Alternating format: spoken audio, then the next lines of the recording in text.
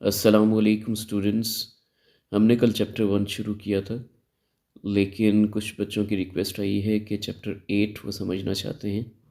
तो आए फिर चैप्टर 8 को शुरू करते हैं, जो कि है डेवलपमेंट ऑफ डेटाबेस।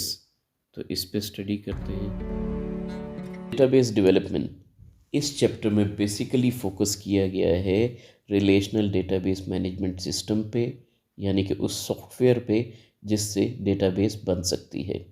डेटाबेस क्या होता है? It is a collection of or it is a set of inter related tables, और इसके अंदर तमाम इंफॉर्मेशन किसी भी ऑर्गेनाइजेशन की पड़ी होती है।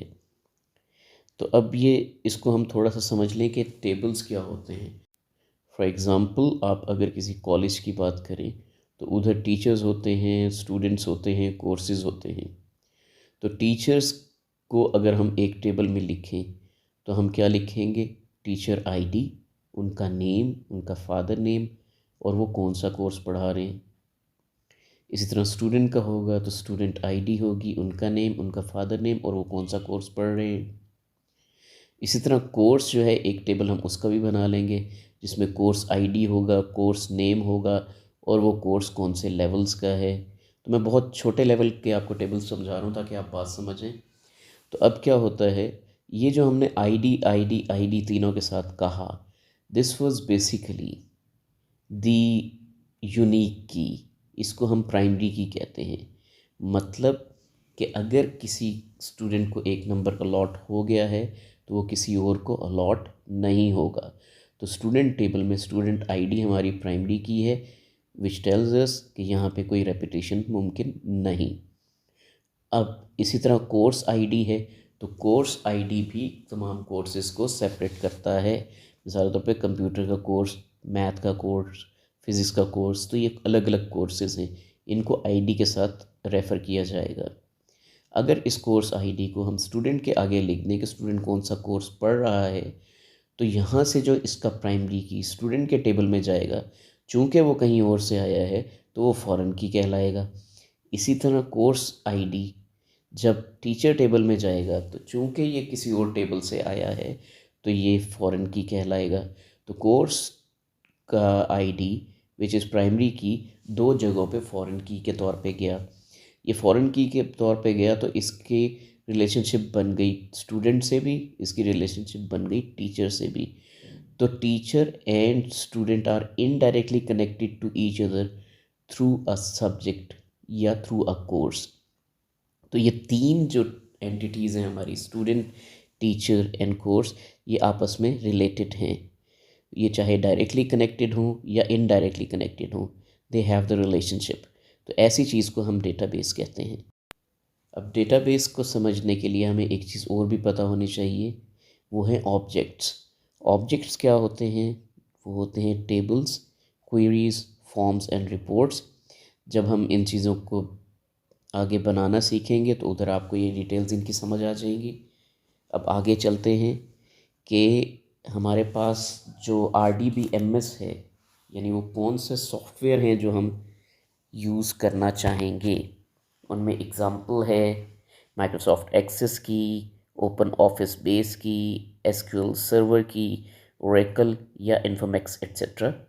तो माइक्रोसॉफ्ट ऑफिस को अभी ये बुक डिस्कस नहीं कर रही, मगर उन्होंने शो कर दिए कि काम करेंगे 2013 पे। उसके बाद हम चलते हैं ओपन ऑफिस बेस की तरफ।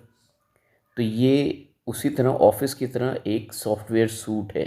सॉफ्टवेयर सूट क्या होता है? जिसके अंदर बहुत सारे सॉफ्टवेयर एक साथ आपको अवेलेबल हों, एक ही पैकिंग में बहुत सारे सॉफ्टवेयर आपको मिल जाएं। जैसे आप जब ऑफिस की CD परचेज़ करते हैं तो आपको उसके अंदर PowerPoint, word, excel, access सब कुछ मिलता है। इसी तरह ये ओपन ऑफिस बेस में भी आपको सब कुछ मिलेगा, लेकिन ये चीज़ आपको फ्री ऑफ कॉस्ट मिलेगी, क्योंकि ये ओपन सोर्स है।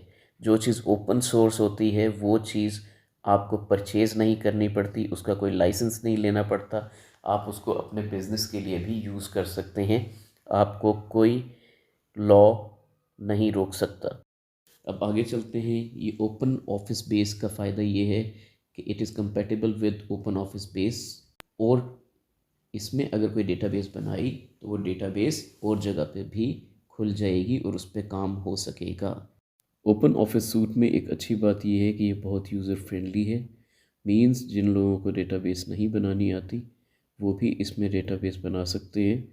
उन्होंने स्टार्ट करना है, एक विज़िट चल पड़ेगा जो नेक्स्ट नेक्स्ट नेक्स्ट करवा के और फाइनली फिनिश करके आपका सॉफ्टवेयर या डेटाबेस तैयार करवा देगा। इसके अलावा इसमें एक चीज़ अच्छी है कि इसकी बनाई हुई डेटाबेस इंटरैक्टिव होगी। इंटरैक्टिव से मुराद ये है कि लाइव डेटाबेस होगी, कि अगर आपने कोई परचेज़ की है तो ऑफ़ कोर्स आपकी जेब से पैसे कम हुए और प्रोडक्ट्स में इजाफ़ा हुआ, तो ये दोनों एंड्स को शो करेगी। तो इस डेटाबेस में आपको इंटरएक्टिविटी साफ नज़र आएगी। इसका इन्होंने फॉर्मेट दिखाया है कि ऊपर मेन्यू बार है, टूल बार है और डेटाबेस ऑब्जेक्ट्स पड़े हुए हैं, कंटेंट्स ऑफ टेबल्स पड़े हुए हैं। तो इनको हम देख लेते हैं। मेन्यू बार ऑफ कोर्स यहाँ पे जो जितनी भी चीज़ें हैं उनको क्लिक करने से नीचे मेन्यू ड्रॉप डाउन होता है। तो ऐसी सारी चीज़ों को एक बार के अंदर रख दिया जिनके मेन्यू ड्रॉप डाउन होते थे, तो इसको हमने मेन्यू बार कहा। उसके नीचे टूल बार वो है जहाँ पे हम कोई अपने सॉफ्टवेयर की अपीयरेंस वगैरह और आसानियाँ बढ़ाने के लिए हम चीज़ों को यूज़ करते हैं, तो ये टूल बार होती है। उसके नीचे आते हैं तो ये जहाँ पे डेटाबेस ऑब्जेक्ट्स कह रहे हैं, तो ऑब्जेक्ट्स कौन से हैं वो आपको याद है कि टेबल होता है, क्वेरीज, फॉर्म्स, रिपोर्ट्स वगैरह वो हम इस जगह रखते हैं। तो इस वक्त टेबल्स खुले हुए हैं, तो उनकी आप एग्जांपल लेफ़्ट साइड पे दे सकते हैं कि डेटाबेस के अंदर ये जो ब्लू कलर का फोल्डर है, इस तरह ये सारी चीज़ें नीचे दी हुई हैं, tables, queries, forms and reports. तो उसमें जो टेबल खुला हुआ है वो आपको इन्होंने शो किया है इधर डेटाबेस ऑब्जेक्ट्स वाले एरो के पास।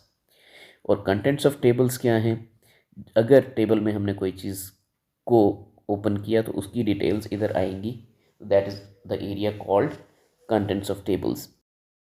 इसके बाद आते हैं सीक्वल सर्वर की तरफ। SQL server is also the product of Microsoft office.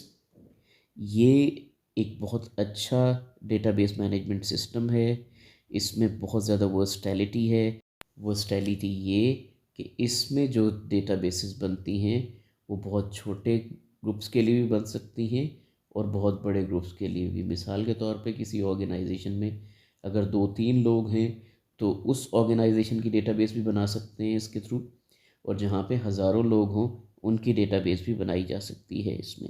इसकी बीच में अपीयरेंस दी हुई है कि सीक्वल सर्वर की अपीयरेंस कैसी होती है। और सीक्वल सर्वर की एक और क्वालिटी ये है कि इसमें जो सॉफ्टवेयर बनते हैं वो कई किस्म के बन सकते हैं। मिसाल के तौर पे आप इस पे डेस्कटॉप के लिए भी सॉफ्टवेयर बना सकते हैं, यानी अपने कंप्यूटर के लिए भी, और आप मोबाइल डिवाइसेस जैसे पीडीएस वगैरह, पर्सनल डिजिटल असिस्टेंट्स वगैरह, उनके लिए भी बना सकते हैं। और इसके अलावा आप इसके थ्रू वेबसाइट्स के लिए भी डेटाबेसेस बना सकते हैं। So this was the thing until now जो हमने करनी थी। Thank you very much students for your time. Take care. Allah हाफिज़।